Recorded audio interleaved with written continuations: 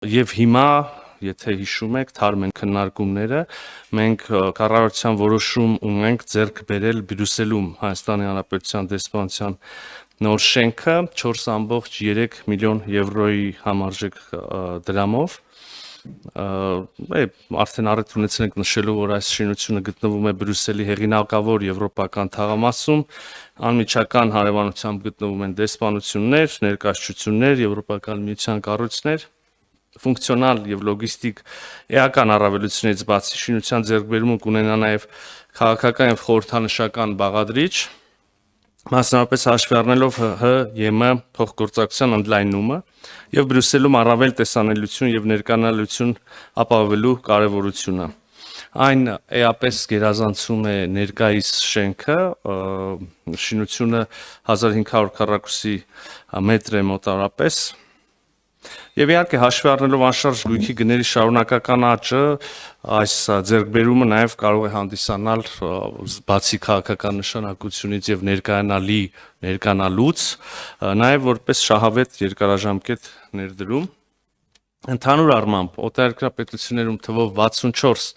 դիվանագիտական ներկայացուցչություններից 20 ծառայողական շենքեր հանդիսանում են Հայաստանի Հանրապետության սեփականություն, 6 շենքը նվիրաբերված են բարերարների կողմից, 2-ը փոխադարձության սկզբունքով, 1-ը դեսպանատան պետության կողմից է հատկացվել, 11 շենք ձեռք է բերված Հայաստանի պետական բյուջեից։ Բացի այդ, եւս 13 շենք տրված է անհատույց օգտագործման տարբեր կազմակերպությունների կողմից, մնացած 31-ը վարձակալվում են մեր կողմից։ Դեսպանությունների բացման առհասարակ անդրադառնամ 2024 թվականին մենք դեսպանություն բացեցինք Ուրուգվայում, ինչպես նաև Սերբիայում եւ Լյուքսեմբուրգում դիվանագիտական գրասենյակներ ենք բացել, այս տարի արդեն քննարկում ենք ունենք կառավարության որոշում բացել դեսպանություն Օմանի Սուլթանությունում, այդ հարցով մենք նաև կառավարությունից եւ ֆինանսների նախարարությունից հավելյալ միջոցներ ենք խնդրել, ըստ այդմ պահանջվող 82 միլիոն դրամը կօգտագործենք ԱԳՆ ներկայիս բյուջեից, իսկ 52 միլիոն դրամը պահուստային ֆոնդից կհատկացվի։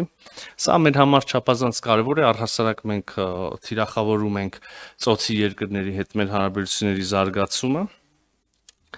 Նախորդիվ կայացած որոշումների արդյունքում այժմ այս պահին ընթացքի մեջ է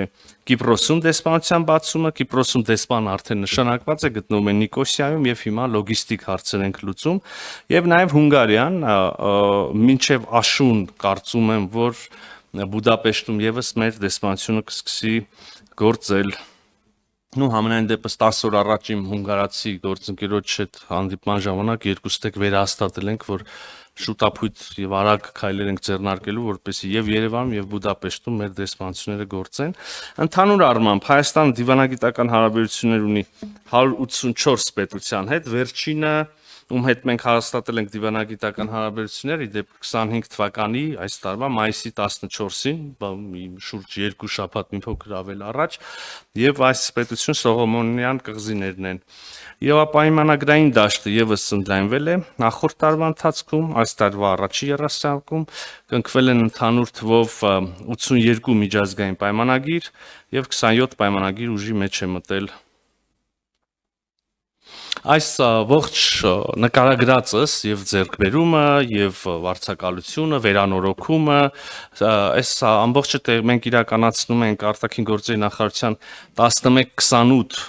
ծրագրի ներքո օտարերկրապետություններում Հայաստանի Հանրապետության դիվանագիտական ծառայության մարմինների գործունեության կազմակերպում եւ իրականացում։